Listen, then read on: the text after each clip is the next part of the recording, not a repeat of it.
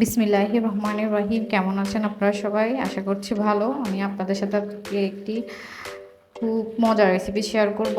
মুরগির হাড্ডি গুড্ডি দিয়ে মুগ ডালের রেসিপি। দেখেন আমি মুরগির হাড়গুলো ভালো করে ধুয়ে নিয়েছি। মধ্যে কয়েক পিস আলু অ্যাড করেছি। তারপর আমি একটি কড়াই দিয়েছি, কড়াইয়ের মধ্যে মুগ ডাল দিয়ে দিয়েছি।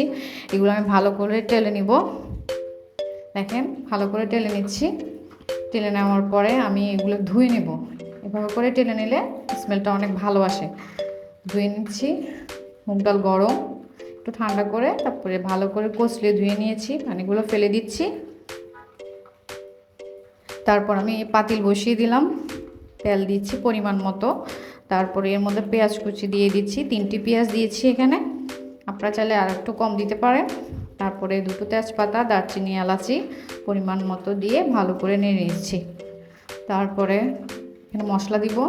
আদা বাটা নিয়েছি 1 টেবিল চামচ, রসুন বাটা 1 টেবিল চামচ, জিরা বাটা 2 টেবিল চামচ, তারপরে 2 চা চামচ মরিচের গুঁড়া, 2 চা চামচ হলুদের গুঁড়া, তারপরে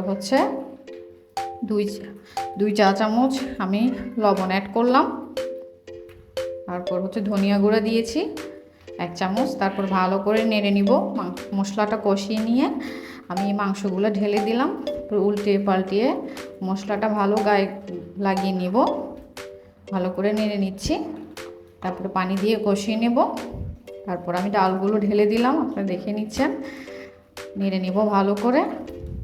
উল্টিয়ে পাল্টিয়ে নেড়ে নেওয়ার পরে আমি ঢাকনা দিয়ে ঢেকে দিব। ভালো করে কষিয়ে নিব। বাসায় বানিয়ে খাবেন। তারপরে আমি দুই কোয়া রসুন কুচি, পেঁয়াজ কুচি নিয়ে হালকা একটু বেরেস্তা করে নিচ্ছি। ব্রাউন কালার হয়ে গেলে আমি নামিয়ে নিচ্ছি, তরকারি ওখানে ঢেলে দিব। এতে ভালো একটা স্মেল আসে। হয়ে গেল আমাদের মুরগির হাড় দিয়ে মুগ ডালের রেসিপি।